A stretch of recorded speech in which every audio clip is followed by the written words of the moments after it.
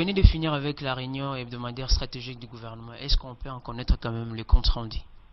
Et la Troïka d'aujourd'hui, le Premier ministre s'est attelé sur un plus grand point pour répondre à la demande de la population de Bandal, la commune de Bandal, qui ont amené leur mémo au président de la République pour transformer Bandal en Paris.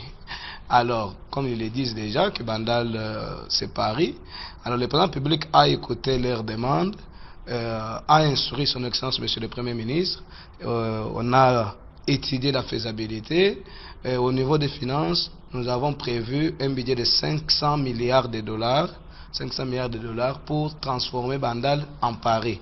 Alors, les études de faisabilité étant déjà finies, tout est maintenant mis en marche. Déjà, d'ici 48 heures, on va détruire toutes les maisons qui sont tout au long de la rivière Makelele, afin que nous puissions construire l'aéroport Charles de Gaulle là-bas. Au niveau du bloc commercial, nous allons détruire toutes les terrasses. Au niveau des blocs commerciaux, ça vous fait rire. On détruit toutes les terrasses au niveau des blocs commerciaux pour construire Zénith. Nous allons construire Zénith là-bas. Mais en ce qui concerne Tour Eiffel, il n'y a pas eu un grand problème.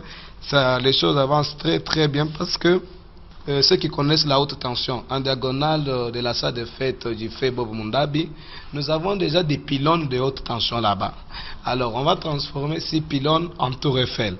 La France, Paris, il n'y a qu'une seule Tour Eiffel, mais à Bandal, il y aura 6 Tours Eiffel. Les pylônes de la haute tension seront transformés en Tour Eiffel.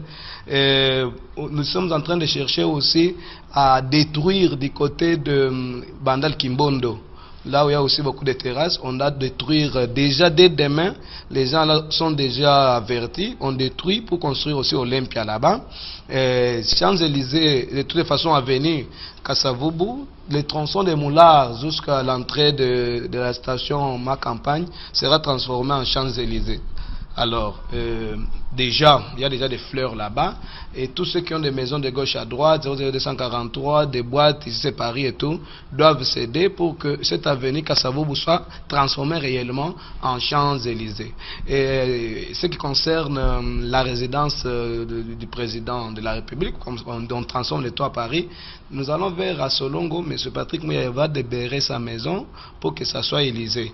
Alors on a déjà fait des études de faisabilité, on détruit sa maison et on transforme ça en Élysée. Alors, les plus grands problèmes, les plus grands points inscrits à l'ordre du jour, c'était par rapport à cette demande que le président public a accepté de transformer Bandal en Paris. Et les moyens sont là.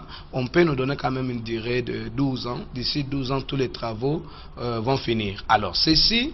Et le président public a dit, quand il a répondu à la demande des gens de Bandal, il ne veut pas encore entendre que les uns et les autres aussi puissent encore amener, parce que 500 milliards de dollars c'est beaucoup, puissent encore amener leurs demandes maintenant. Ils doivent aussi attendre après 12 ans.